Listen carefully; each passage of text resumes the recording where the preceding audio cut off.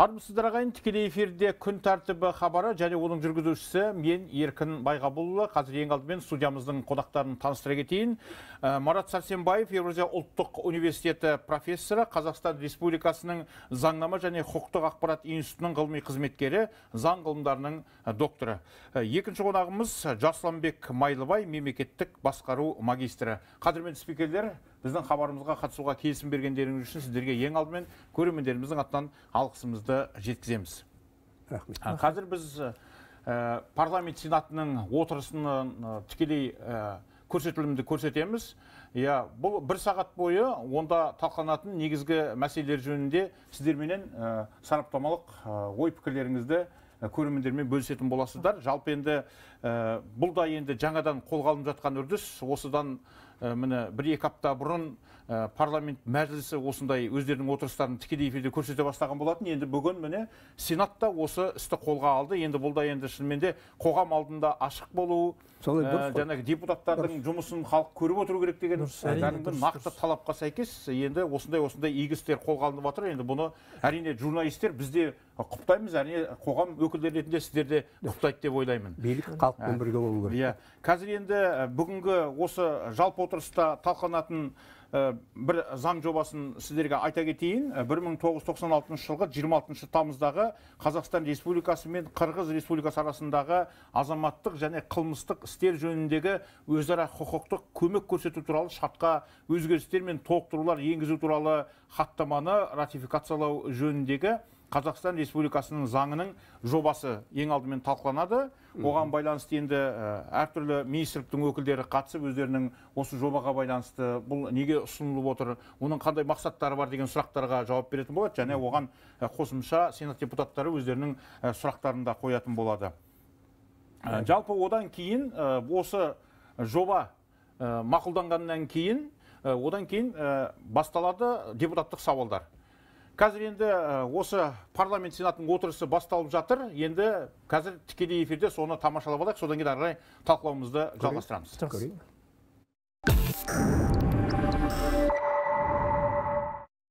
Жиында президентіміз қоғамдық келісім мен жалпы ұлттық бірлікті қамтамасыз етуге арналған бірқатар міндеттерге тоқталды. Сенат үшін бұл сала басым бағыттардың бірі екенін жақсы білесіздер. Қазіргі таңда Қазақстан Халқы Ассамблеясының өкілдері 5 әріптесіміз және басқа да сенаторлар этносаралық ынтымақтастықты арттыруға бағытталған жұмыстарға белсенді қатысып келеді. Алдағы уақытта да Сенат қоғамдық келісім мен жалпы ұлттық бірлікті одан әрі нығайтуды көздейтін шараларды іске асыруға өз үлесін қоса береді. Осы жолда бәріміз бірлесіп, нәтижелі еңбек етеміз деп сенемін. Құрметті әріптестер, енді жұмысымызды бастайық. Депутаттарды тіркеуден өтулерін сұраймын. Тіркеу режимі қосылсын.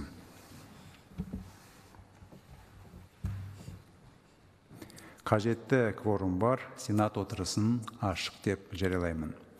Құрметті депутаттар, енді күн тәртібін бекітіп алайық. Күн тәртібінің жобасы сіздерде бар. Сұрақтарыңыз бар ма? Сұрақтар жоқ. Олай болса, күн тәртібін дауысқа қоямын. Дауыс беру режимі қосылсын. Дауыс беріңіздер.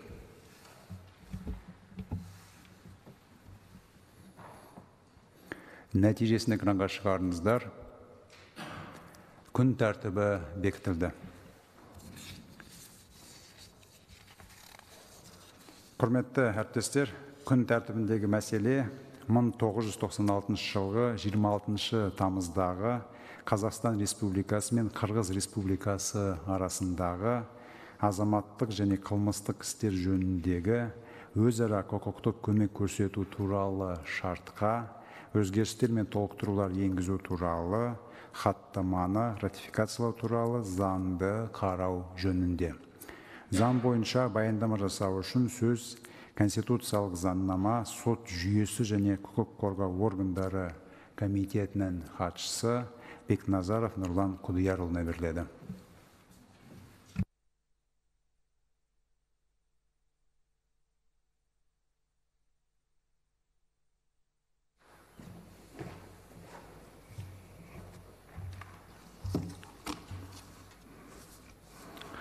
Құрметті Мәулен Сағатханұлы, құрметті әріптестер, бүгінгі сіздердің назарларыңызға 1996 жылғы 26 тамызда Қазақстан Республикасы менен Қырғыз Республикасы арасындағы азаматтық және қылмыстық істер жөніндегі өзара құқықтық көмек көрсету туралы шартқа өзгерістер мен толықтыру енгізу туралы хаттаманы ратификациялау туралы Қазақстан Республикасының заңы ұсынылып отыр.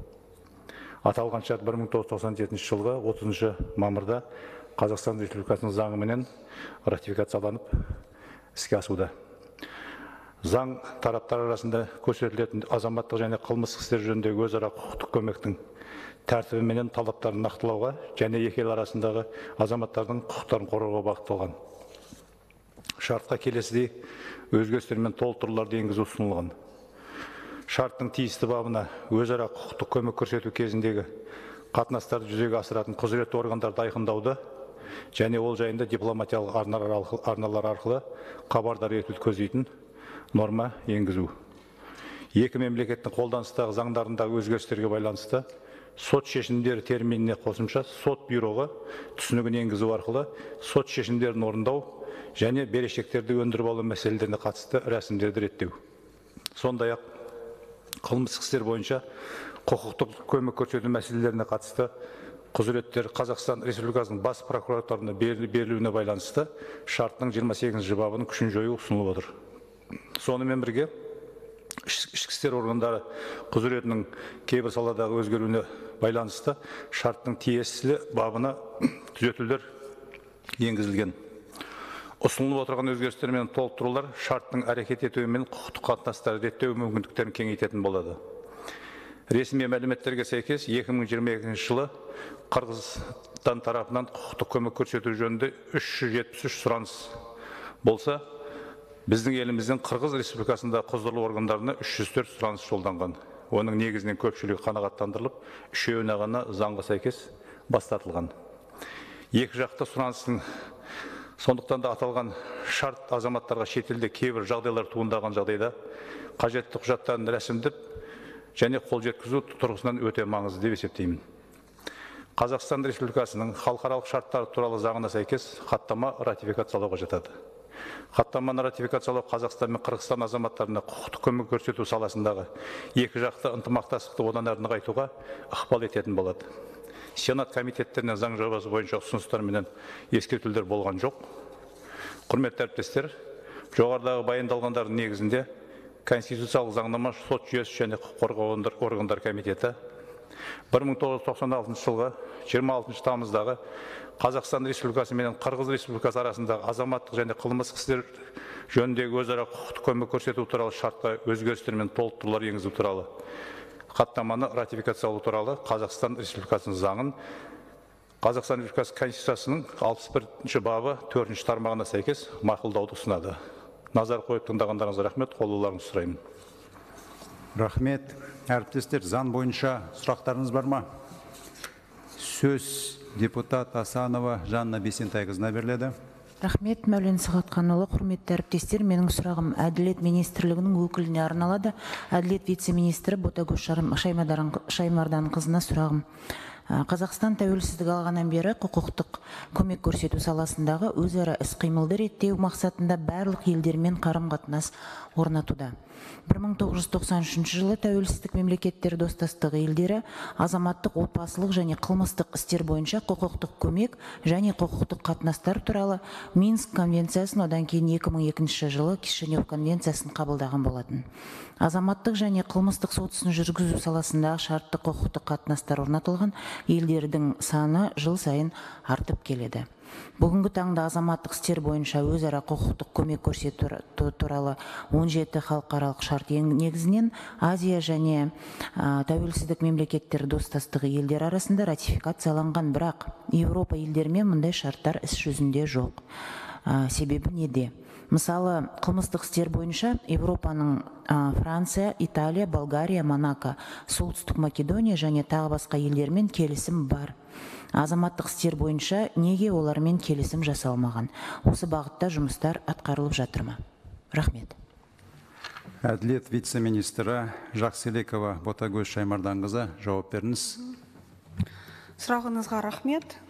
Иә, бүгінгі күні Европа мемлекеттерімен азаматтық істер құқықтық көмек туралы шарттары жоқ.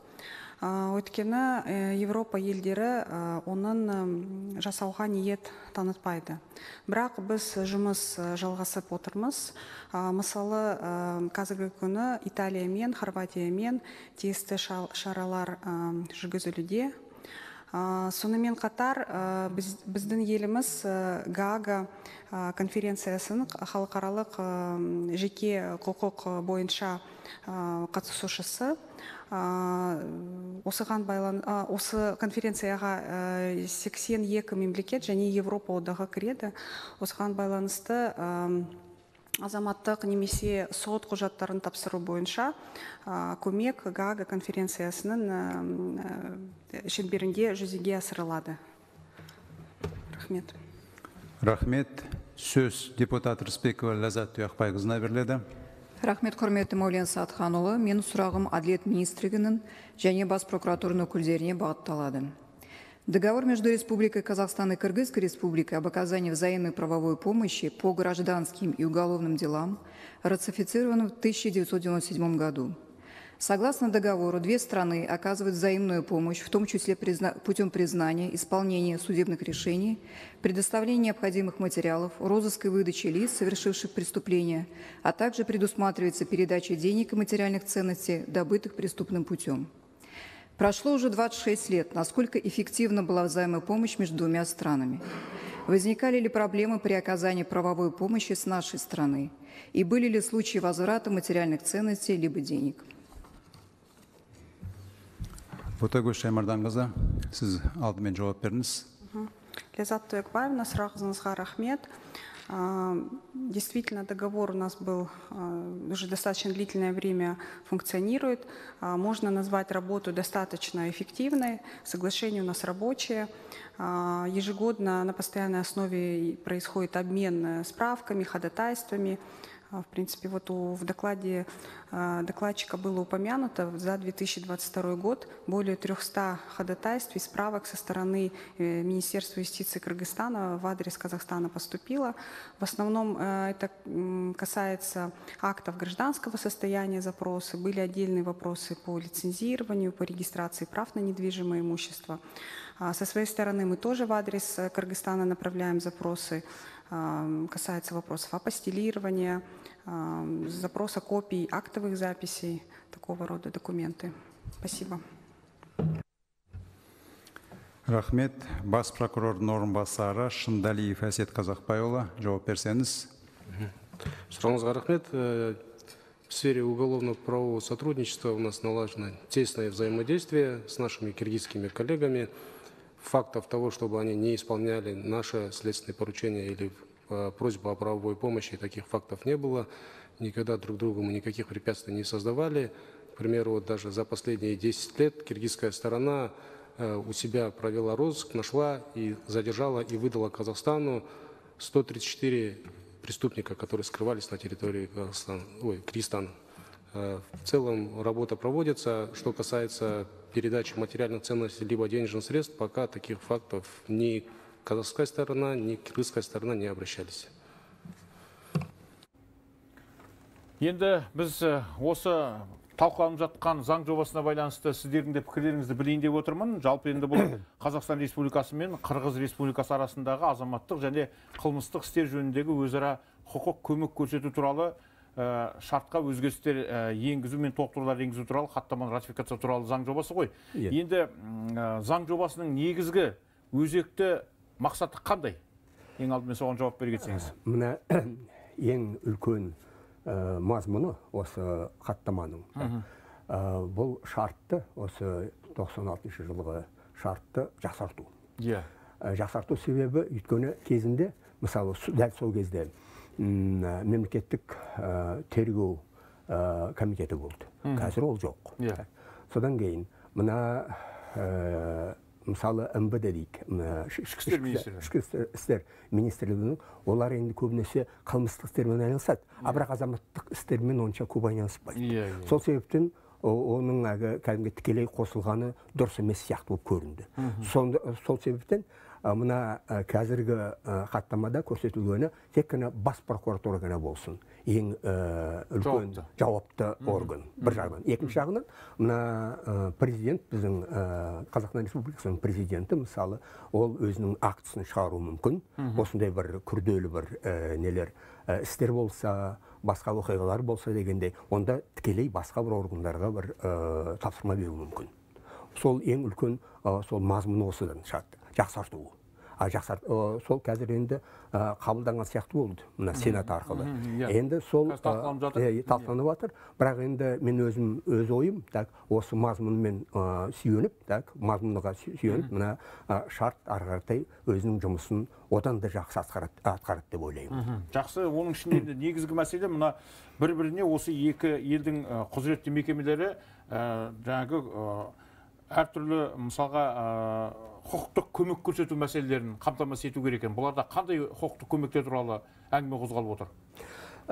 Мұнда әртүрлі мысалы құқықтармен байланысты. Мына мысалы несін айтайық, мына азаматтық қал актілері саласында акт жазбалардың көшірмесін талап ету туралы, заңды тұлғаларды, жылжымайтын мүлкі құқықтарды және техникалық төгіндеуді тіркеу туралы және басқа да мәселелер бар. Соның барлығын шешуге атсалысып, осы органдар жұмыс істейді. Соңғы тағы бір айтатыным, бас прокуратураны кәдімгідей ең күрделі жауапты орган деп санап отырмыз енді. Соған келіп отырмыз. Өйткені ол мына 559 бабы бойынша қылмыстық істер жүргізу кодексында кәдімгідей сол бас прокуратура кәдімгі жауапты орган сияқты болып тіркелген, соң белгіленген. Сол себептен, мысалы, қандай мәселе болса да, алдымен осы істер, сұраулар, мысалы, Қырғызстаннан болсын, осы бас прокуратура түседі, ары қаратай бас прокуратураның адамдары сол тапсырмаларды Әділет министрлігіне береді. Кейбір тапсырмаларды, басқа тапсырмалар, мысалы, ішкі істер министрлігіне беруі мүмкін. Соңғы тағы да басқа бір осы құқықтық қорғау органдармен байланысты соларға тапсырмаларын береді. Жақсы. Мына азаматтық істер бойынша өзара құқықтық көмек көрсету туралы тағы қандай екі жақты, көп жақты шарттар бар? Мына бізде осы мына Европа елдерімен де осындай шарттар бар ма? Бар. Бұл тек қана мына мысалы осы Қырғызстан және Қазақстан арасындағы бір шарт. Ол енді бір күрделі шарт. Енді бұдан басқа да мысалы бір 17 шартымыз бар. Әртүрлі Европамен байланысты, Азиямен байланысты, басқа жермен байланысты дегендей. Көбінесе осы мына көрші мемлекеттер мысалы солармен осы мәселені шешіп отырмыз. Бұл өте қажетті мәселе. Содан кейін, мысалы, Европамен қылмыстық істермен байланысты шарттар бар. Бірақ азаматтық істермен әзірше жоқ сияқты. Сол енді өздері айтып отыр, сенаторлар.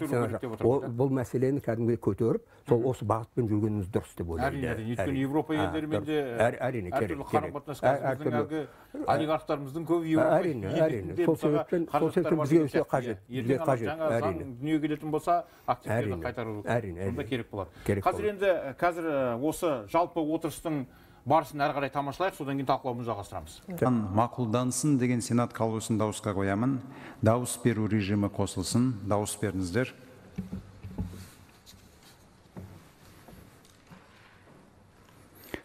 Нәтижесін экранға шығарыңыздар. Заң мақұлданды. Құрметті әріптестер, бұл хаттама Қазақстан мен Қырғызстан арасында азаматтық және қылмыстық істер бойынша құқықтық көмек көрсету кезіндегі жекелеген мәселелерді нақтылайды. Алдағы уақытта осы заң екі ел арасындағы ынтымақтастықты одан әрі дамытуға оң ықпалын тигізеді деп сенеміз. Осы мәселе бойынша шақырылған әріптестерге рахмет, сау болыңыздар. Құрметті депутаттар, күн тәртібіндегі мәселе толық қаралып болды. Енді депутаттық сауалдарға көшейік. Сөз депутат Жүргенбаев Жанболат Әкебайұлына беріледі. Рахмет, Мәулен Сағатханұлы. Менің депутаттық сауалым Қазақстан Республикасы премьер-министрі Смайыловқа бағытталады. Құрметті Әлихан Асханұлы, қазіргі уақытта Алматы облысында су беру инфрақұрылыммен қамтылған суармалы жерлердің ауданы 326 мың, ал Жетісу облысында 200 мың гектарды құрайды. Алайда аталған өңірлерде ауыл шаруашылығы үшін су көздерін пайдалану және суармалы жерлердің тиімділігі мен көлемін арттыруға қатысты біршама мәселелер баршылық. Атап айтқанда, Жетісу облысының Панфилов ауданындағы жүгері дақылын өсірумен айналысатын шаруалар трансшекаралық қорғас, өсек, тышқан өзендеріне су қоймаларын салу маңызды деп санайды. Егер де осы игілік тесті инновациялық технологиялар арқылы жүзеге асыратын болсақ, бұл су қоймалардағы жиналған су деңгейін бір қалыпта ұстап тұруға мүмкіндік береді. Сорбұлақ жинақтағышының су қоймасы мәселесі жазғы уақытта Алматы қаласынан келетін Сарқынды су Іле ауданының 3,5 мың гектар жерін Қосөзен каналы арқылы суару үшін пайдаланылады, және Сорбұлақ сорғы станциялары арқылы Жамбыл ауданының 2700 гектар жерлерін суарады. Алматы су мекемесі судың негізгі көлемін жинақтағышқа емес, шағын тоғандар пайда болған оң жағалаудағы Сорбұлақ каналына ағызып жібергендіктен жазғы кезде су тапшылығы орын алып, шаруа қожалықтарының наразылығын тудыруда. Ағдала және Қаратал суармалы алқабында су беру Тасмұрын және Бақанас магистральды каналдары бойынша өз бетімен ағу арқылы жүзеге асырылады. Бұл каналдар өткен ғасырдың 70-80 жылдары пайдалануға берілген. Мұнда ішкі шаруашылық коллекторлық желісінің техникалық жағдайы заманауи инженерлік жүйеге қойылатын талаптарға сәйкес келмейді. Су шаруашылығы ұйымдары мен су тұтынушы ауыл шаруашылық субъектілері арасындағы ауыл шаруашылық алқаптарын суаруға су беру мәселелері бойынша реттейтін тиісті заңнамалардың болмауы. Атап айтқанда, су беру қызметінде арналған шарт екі ғана субъекттің ара қатынасын реттейді, ал бір каналдың бойында суарылатын жер учаскелері бар, бірнеше субъектілер орналасқан. Егістіктері каналдардың басында орналасқан диқандар сумен қамтамасыз етілсе, ал жер учаскелері төменгі бөлікте орналасқандар су тапшылығына тап болады.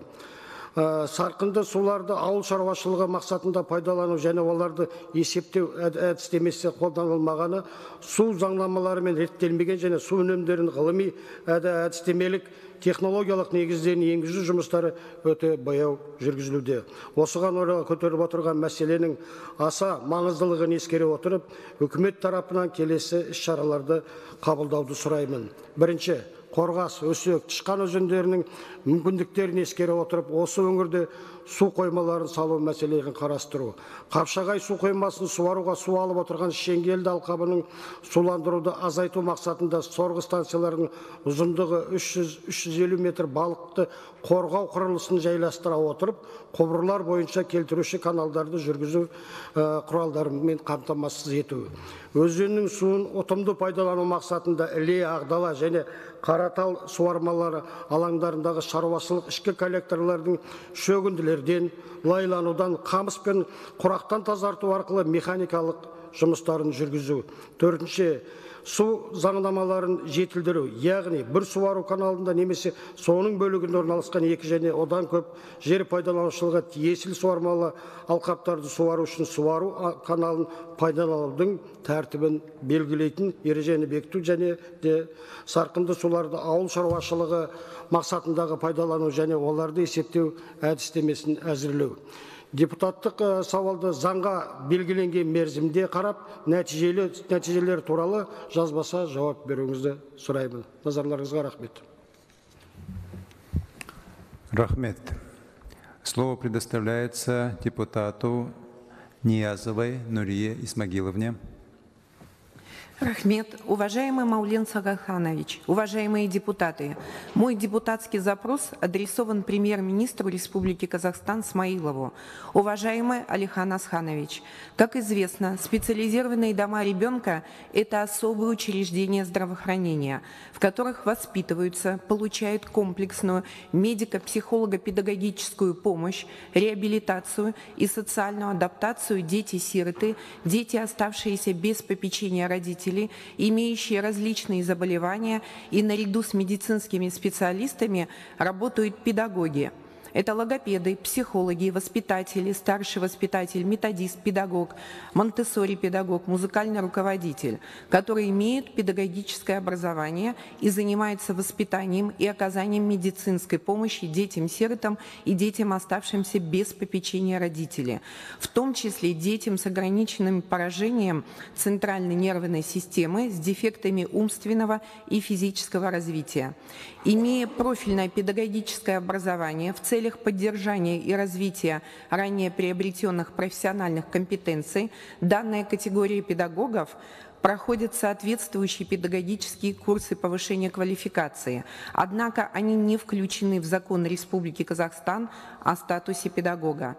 В соответствии с постановлением правительства Республики Казахстан от 31 декабря 2015 года номер 1193 о системе оплаты труда гражданских служащих, работников организаций, содержащихся за счет средств государственного бюджета, работников казенных предприятий, были внесены поправки от 16 января 2023 года. Должностные оклады педагогов организации образования, работников управленческого основного персонала государственных организаций, медико-социальных учреждений стационарного и полустационарных типов, организаций надомного обслуживания, временного пребывания центров занятости определяются с применением поправочного коэффициента в зависимости от их должностей.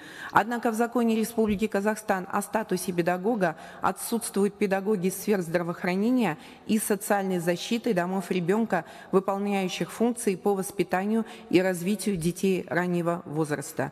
Уважаемый Алихан Асханович, прошу поручить соответствующим министерствам включить специалистов организаций здравоохранения, осуществляющих свою деятельность в сфере охраны материнства и детства, медико-социальных учреждений стационарного и полустационарного типов, организаций надомного обслуживания, временного пребывания, центров занятости в закон Республики Казахстан о статусе педагога для поднятия их социального и материального статуса.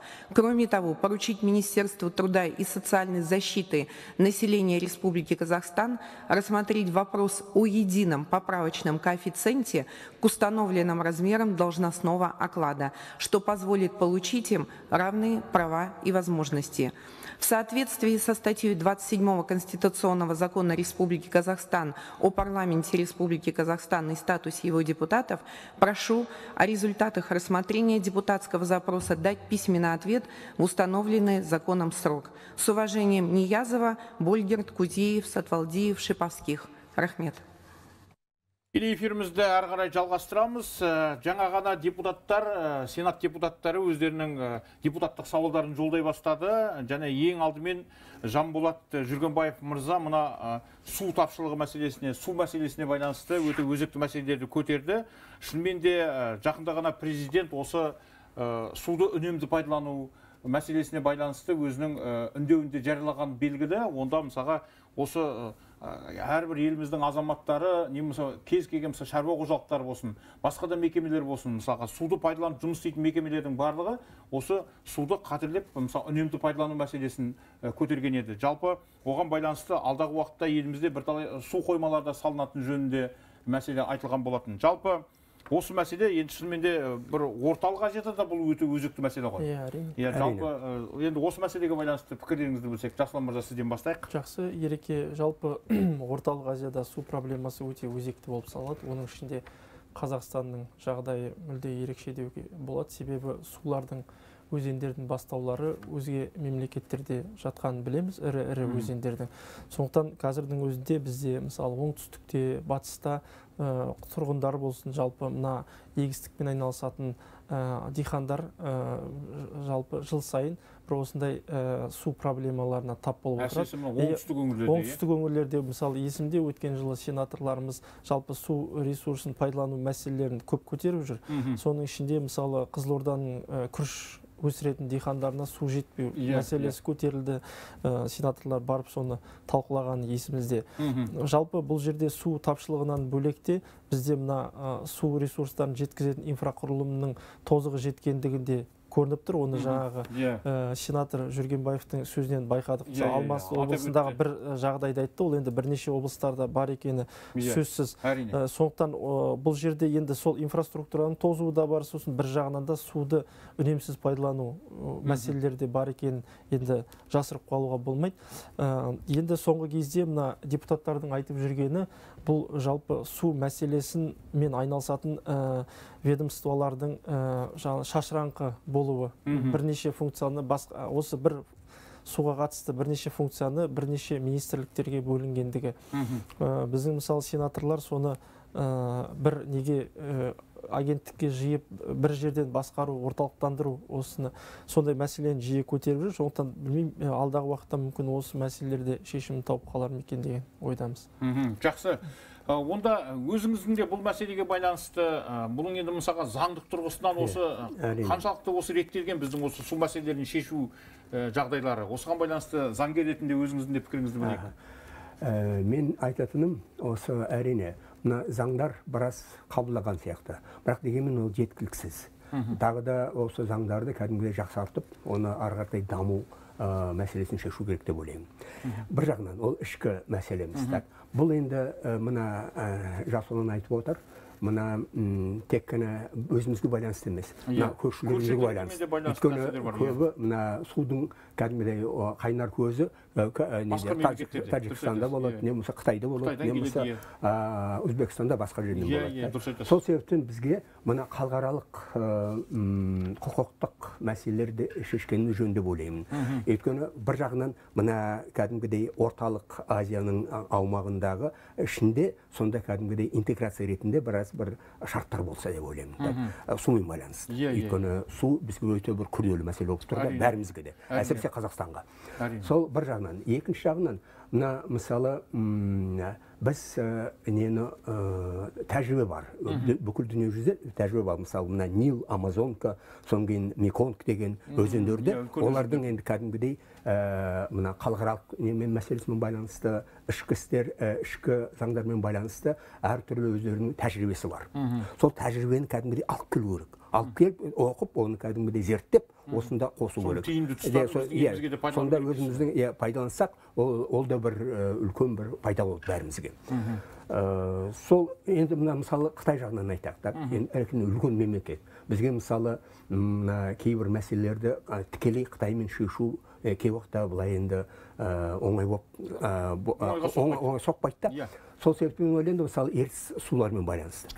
Осы жерде мысалы бір мәселелер былай тығыз болып қалса, кәдімгідей өзімізге қиыншылық болып туып қалса, менше ойлаймын да, мына ертіс өзен ол Қытайдан шығып, бізден өтіп, ары қаратай Ресейге келеді. Сол себептен мысалы Ресей мен Қазақстан біріксек, онда жерде мысалы бір қиыншылық болып қалса да, онда Қытаймен отырып үшеуміз сол мәселені шешуге болады деп ойлаймын.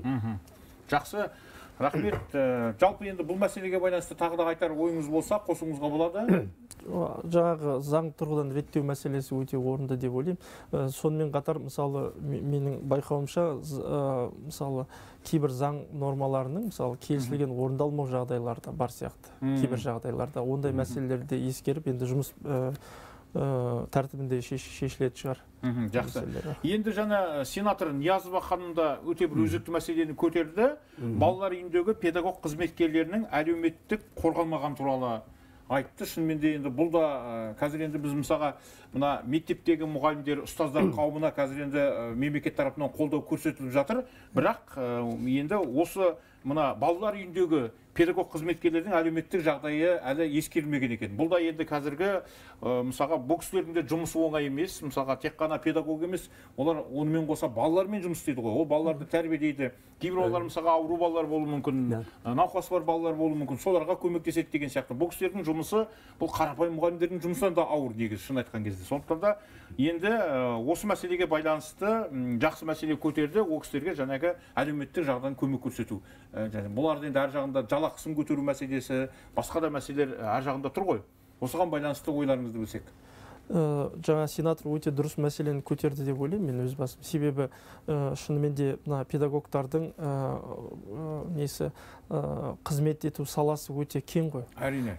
Сондықтан енді заңды да адам жасайтын болғаннан кейін кейбір нәрселерді уақыт өте келе қайта қарауға тура келеді. Солай аға. Мысалы бұл да сондай жағдай ма деген ой бар менде. Себебі мысалы қарап отырсақ мына арнайы балалар үйлеріндегі педагог қызметі бұл күрделі қызмет. Мысалы қарапайым қалыпты балаларға арналған мектептердегі мысалы оқу орындарындағы педагогтардың қызметінен гөрі бұларда ерекшеліктер бар, оның өзінің ауыртпалықтары бар. Сондықтан енді бұл сенаторға бұл мәселені сол жаңағы ұйымдардың қызметкерлері ұсынған ғой. Себебі олар бірнеше рет министрліктерге тиісті хат жазып, осы мәртебесіне педагог мәртебесінің заңға және осы үкіметтің қаулысына қосу мәселесі көтеріп жүрген, бірақ енді сенатор осы жерде өз тарапынан да өзінің үлесін қосып, осы мәселені енді заңды тұрғыдан шешуге үлес қосқысы келіп жатыр. Сондықтан бұл енді өте орынды ұсыныс. Жақсы. Бұл мәселеге байланысты аға өзіңіз пікіріңізді білдірсеңіз. Біраз айтайын бұл мәселемен байланысты. Өйткені кезінде мен осы Алматыда жұмыс істегенімде, онда мына жергілікті ішкі істер департаментімен біраз жұмыс істегенім бар еді. Содан кейін мына акиматтағы әкімшіліктегі кәдімгі жасөспірімдермен байланысты комиссиясы болып, сонымен жұмыс істегенмін. Сол себептен бұл арнаулы мәселелерді өте жақсы білемін мен. Өте мысалы осы балалармен кейбір денсаулықтары дұрыс болмайды кей уақытта тәртіптері дұрыс болмайды, полицияға түсіп қалады деген сондай мәселелер болады да, сонда олардың жұмыс істеуі өте қиын. Мен өзім содан кәдімгідей өттім да. Олар енді мысалы жалпы педагогтардың жұмысы жеңіл емес, қиын жұмыс. Енді мына балалармен байланысқан кезде одан да күрделі, одан да ауыр болады да. Сонымен кейбір нәтижелерде мына арнаулы кәдімгідей колонияда, онда да біраз бір лекция оқығанмын. Сонда мен байқадым, қарадым, олардың жұмыстары өте қиын, өте қиын. Мына балалар кәдімгідей тыңдамай кетеді, сондай болады. Сол себептен әрине мен қуаттаймын, қолдаймын, осы айтқан сөздеріне қосыламын. Өйткені осындай арнаулы педагогтарға кәдімгідей өздерінің жалақысы болсын, басқасы льготалары болсын, ол көбейсе екен деп ойлаймын. Онда болса, кәдімгі адамдарда, мысалы бір жағынан талантты адамдар келеді, қабілетті білетін адамдар келеді, бір жағынан, екінші жағынан кәдімгідей олардың еңбегін кәдімгідей сапа ретінде нету керек та, санау керек та, солай болу керек деп ойлаймын. Жақсы. Рахмет бұл мәселеге байланысты өздеріңіздің пікірлеріңізді жеткізгендеріңізге. Енді біз жаңа ең алғашқы осы отырыс басталған кезде талқыланған шарт туралы да мысалы әрі қарай соған байланысты талқылауымызды жалғастырып жіберсек, мысалға енді бізде осы Қырғызстан менен осы Қазақстан арасындағы тағы да мысалға біздің осы сенатта болсын, жалпы біздің заң мекемелерінде қандай тағы да шарттар қазір түсіп жатыр, алдағы уақытта талқылануы мүмкін? Жалпы біздің енді мысалы бізде халықаралық қатынастар тұрғысынан екі жақты, көп жақты байланыстар жақсы орныққан мемлекеттеріміз бар. Соның бірі осы Қырғызстан деп айтуға болады. Себебі бізде Қырғызстан мен Қазақстанның арасында дипломатиялық қатынастардың орнағанына биыл 30 жыл. 30 жылдан асып бара жатыр. Енді сол аралықта біздің осы құқықтық қатынасымызды реттейтін 150-ден астам келісімдер, құқықтық құжаттар қабылданған екен. Бұл енді біздің бауырластықты қатынастың жоғары деңгейде екенін көрсетеді. Ал енді парламенттік қарым-қатынас тұрғысынан келетін болсақ, парламенттің де оның ішінде сенаттың бір үлкен ерекшелігі, енді оның төрағасы Конституция бойынша екінші тұлға болғаннан кейін сенаттың да халықаралық жұмыстары, ынтымақтастық жұмыстары өте кең деп айтуға болады. Себебі мысалы бұрынғы өткен 7-ші шақырылымды қарап отыратын болсақ, сенаторлар 300-ден астам халықаралық шараға қатысқан. Яғни халықаралық күн тәртібі өте маңызды рөл ойнайды сенаттың қызметінде.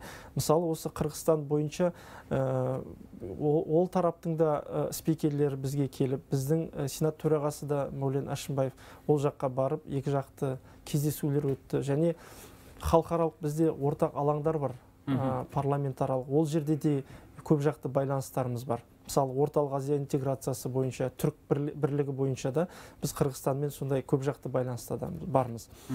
Енді біз, мысалы, жалпы осы сапарларға сараптама жасайтын болсақ, соңғы, мысалы, Әшімбаевтың Бішкекке жасаған сапарында Қазақстан тарапы біраз мәселелерді көтерді. Соның ішінде парламенттердің арасындағы ынтымақтастықты одан әрі жақындастыру мәселесі.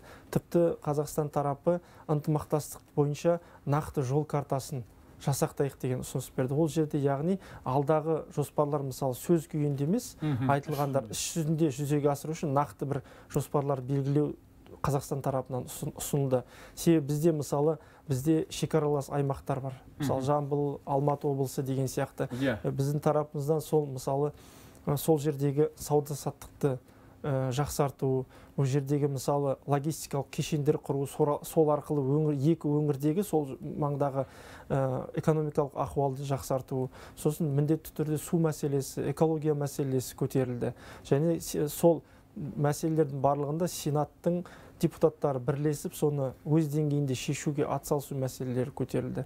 Сонымен қатар тағы бір үлкен блок бұл заң шығару тәжірибесімен бөлісу. Мысалы, біздерде де біраз, мысалы, өзіңіз білесіз, жуырда ғана әлеуметтік кодекс қабылданды. Басқаша, мысалы, әкімшілік реформалар сияқты әртүрлі заңды құжаттар қабылданып жатыр. Сол тұрғыдан тәжірибе алмасу, мысалы, біздің де жетістіктеріміз бар, олармен бөлісуімізге болады. Олардың жетістіктерін бізде өзімізге тәжірибелерін қабылдауымызға болады. Сондықтан қазіргі таңда, мысалы, парламентаралық қарым-қатынас өте интенсивті түрде жүріп жатыр деп айтуға болады. Жақсы.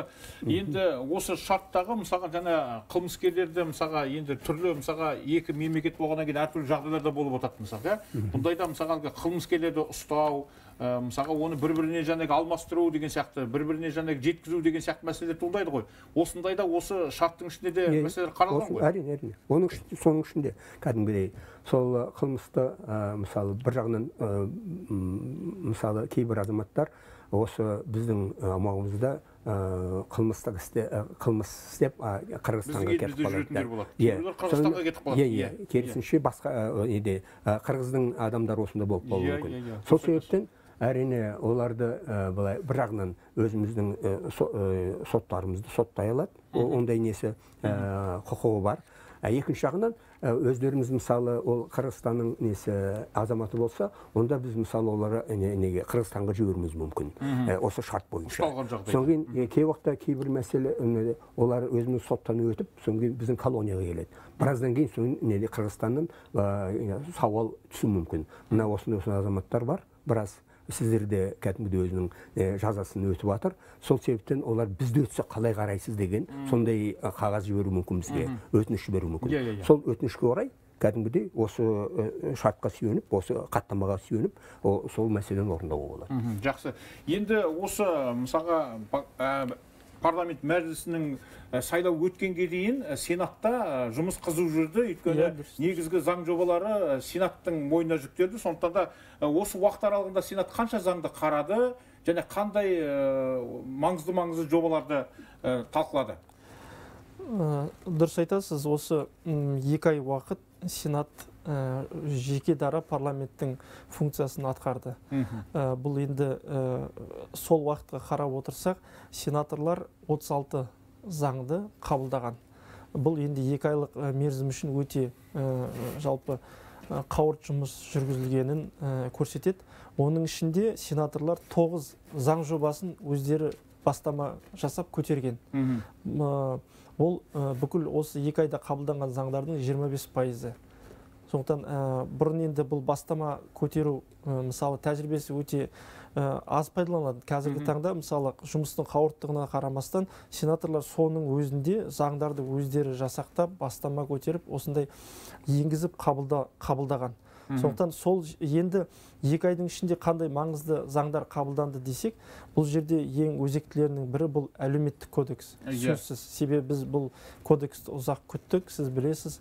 Бұған дейін бұл кодекстің жалпы азаматтарды әлеуметтік қорғау мәселесі бірнеше 10 шақты заң жобаларында, заңдарда көрсетілетін. Соның бәрі бір басына біріктіріліп, бір кодекстің жинақталып, сосын басқа да әлеуметтік қорғау мәселелері күшейтіліп, азаматтарды, оның ішінде әсіресе жағдайы төмен, мүгедектігі бар азаматтарды қолдау нелері, тетіктері көбейіп, бұл кодекс бекітілді. Сосын тағы бір мәселе бұл соттардың мәртебесін күшейту мәселесі. Бұрын мысалы осы заңмен ағамыз жақсы білу керек. Бұрын мысалы сот төрағаларының билігі мықты болатын. Осы заңға сәйкес мысалы кез келген соттың мысалы төрағадан ешқандай айырмашылығы жоқ, кемшілігі жоқ, барлығы бір деңгейде сондай тең құқықты. Бұл енді қылмыстық істерді, басқа да әкімшілік істерді қараған кезде ешқандай қиналмай, ештеңеден қорықпай шешім қабылдауға мүмкіндік береді. Және бұл жерде тағы бір нәрсе, бұған дейін судьяларды кейбір істі қарауда қиындық тудыратын басқа органдар тарапынан қысым көрсету тетіктері болған, соның барлығы түгелдей алынып тасталды. Сосын енді үшінші мәселем айтып кеткен жөн шығар, бұл жаңа президент тапсырмасының негізінде орталықсыздандыру саясаты жүріп жатыр ғой қазір елімізде. Сол әкімшілік реформалар жөнінде заң қабылданды. Соның негізінде 500-ге жуық үкіметтің функциясы министрліктерге берілді. Сосын тағы бір қатар функциялар жергілікті жерлерге беріліп жатыр. Енді бұл осымен тоқтамайтыны айтылды ғой, себебі екінші этап басталып жатыр. Ол жерде министрліктердегі басқа орталықтағы функциялар жергілікті жерлерге көбірек берілейін деп жатыр. Жақсы. Қадірменді спикерлер, біздің хабарымызға қатысып, өздеріңіздің келелі пікірлеріңізді білдіргендеріңіз үшін барша көрермендеріміздің атынан өздеріңізге алғысымызды жеткіземіз. Осымен қадірменді ағай, біздің қазіргі хабарымыз аяқталды, бірақ күн тәртібі хабары 17-15-те тағы да эфирге шығатын болады. Онда бүгінгі Қазақстан халқы ассамблеясында талқыланған мәселелер жөнінде сарапшылармен талқылау өткізетін боламыз. Сау болыңыздар. Сау болыңыздар.